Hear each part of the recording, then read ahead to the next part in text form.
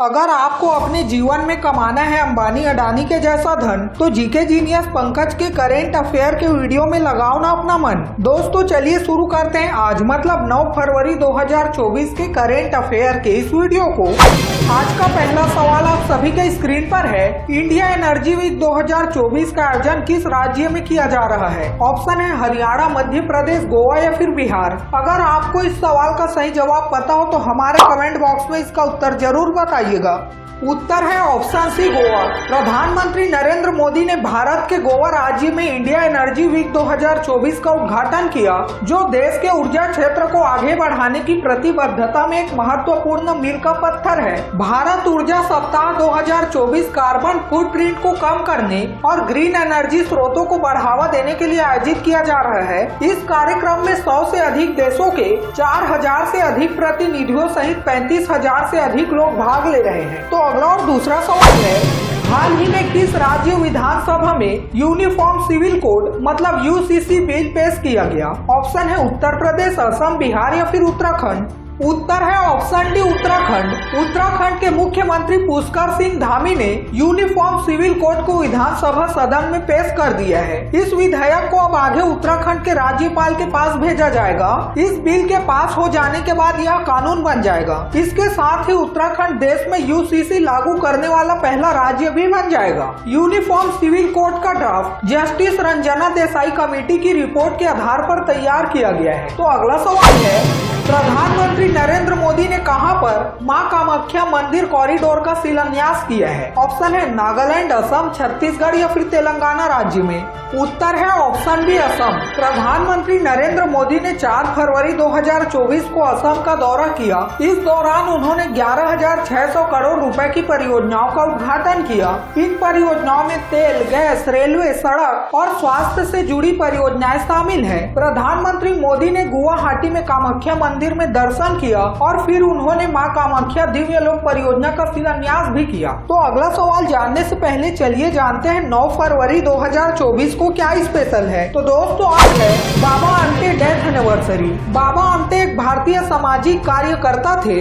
उन्हें विशेष रूप से कुष्ठ रोग से पीड़ित लोगों के पुनर्वास और सशक्तिकरण के लिए उनके काम के लिए जाना जाता था। तो चलिए बढ़ते हैं अगले सवाल की तरफ। ब्रांड गार्जियनशिप इंडेक्स 2024 में सत्य नाडेला और सुंदर पिचाई जैसे आंकड़ों को पछाड़कर किसने विश्व स्तर पर दूसरा स्थान हासिल किया? ऑप्शन है मुकेश अंबानी, राहुल बजाज, गौतम अडानी या फिर लक्ष्मी साराभाई। उत्तर है ऑप्शन बी, मुकेश अंबानी। रिलायंस इंडस्ट्रीज लिमिटेड के अध्यक्ष और प्रबंध निदेशक मुकेश अंबानी को ब्रांड फाइनेंस द्वारा संकलित ब्रांड गार्जियनशिप इंडेक्स 2024 में विश्व स्तर पर दूसरा स्थान दिया गया है। अंबानी ने माइक्रोसॉफ्ट के सत्य नाडेला और गूगल के सुंदर पिचाई जैसी प्रमुख हस्तियों को पीछे छोड़ते हुए वैश्विक स्तर पर दूसरा स्थान हासिल किया, जबकि टेंसेंट कंपनी के मा हुआ तेंगे ने इस लिस्ट में पहला स्थान हासिल किया है। ब्रांड गार्जियनशिप इंडेक्स 2024 रैंकिंग में जगह बनाने वाले अन्य भारतीय सीईओ में टाटा सन्स के एन चंद्रशेखरन 5वें स्थान पर, महिंद्रा एंड महिंद्रा के अनीश शाह 6वें स्थान पर और इन्फोसिस कंपनी के सलील पारेख इस लिस्ट में 16वें स्थान पर हैं। तो अगला और 5वां सवाल है, 5 फरवरी 2024 को भारतीय सेना के उप प्रमुख का पदभार कौन संभालने वाला है? ऑप्शन है सुचिंद्र कुमार, वीके सिंह, उपेंद्र द्विवेदी या फिर एएन नेगी जी।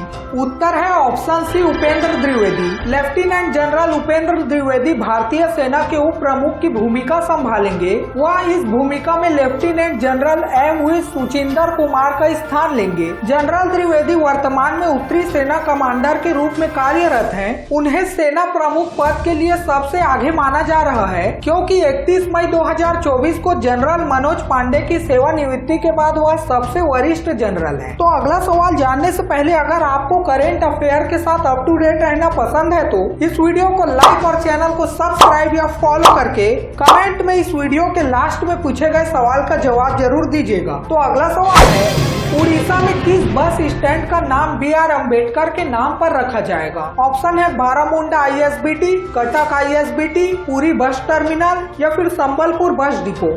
उत्तर है ऑप्शन है बारामुंडा ISBT। उड़ीसा की राजधानी भुवनेश्वर में बारामुंडा ISBT का नाम BR अम्बेडकर के नाम पर रखा जाएगा। इस फैसले की घोषणा उड़ीसा के मुख्यमंत्री कार्यालय द्वारा की गई। इसके अतिरिक्त ISBT पर बाबा साहेब अम्बेडकर को समर्पित एक विशेष गैलरी विकसित की जाएगी। अगर आपको इस सवाल से संबंधित और भी जानकारी पढ़नी है तो आप इस वीडियो को रोककर पढ़ सकते हैं। तो अगला और 7वां सवाल आप सभी के स्क्रीन पर है। नई दिल्ली के राष्ट्रीय बाल भवन में 2 दिवसीय उल्लास मेले का उद्घाटन किसने किया? ऑप्शन है S जयशंकर, अनुराग ठाकुर, धर्मेंद्र प्रधान या फिर ज्योति आदित्य सिंधिया ने।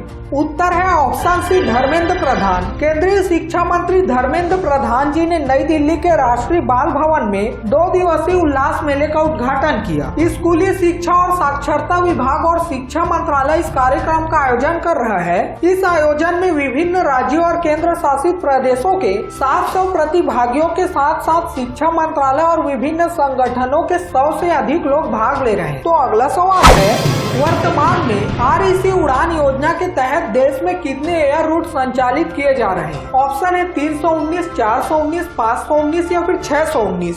उत्तर है ऑप्शन सी 519। क्षेत्रीय स्तर पर हवाई संपर्क योजना मतलब RCS उड़े देश का आम नागरिक के तहत अब तक देश भर में 519 एयर रूट का संचालन किया जा रहा है। उड़ान योजना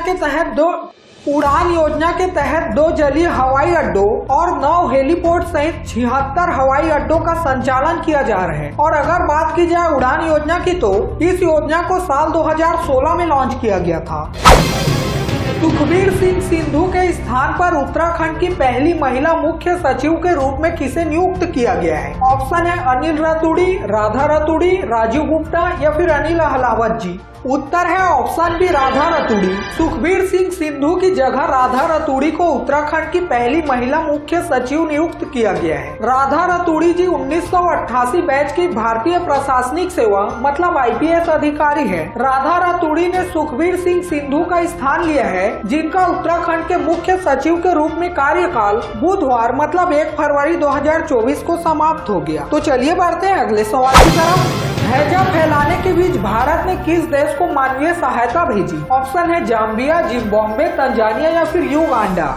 the correct answer is option है जाम्बिया कंट्री। भारत ने जाम्बिया देश में हैजा के प्रकोप के जवाब में मानवीय सहायता भेजी। लगभग 3.5 टन वजनी सहायता पैकेज में हैजा के प्रसार से निपटने में सहायता के लिए जल शोधन उपकरण, क्लोरीन की गोलियां और ORS पाउच जैसी आवश्यक आपूर्ति शामिल थी। 31 जनवरी 2024 तक जाम्बिया में 16,000 से अधिक मामलों और 613 मौतों के साथ हैजा के बड़ी संख्या में मामले दर्ज किए गए हैं। तो अगला सवाल है,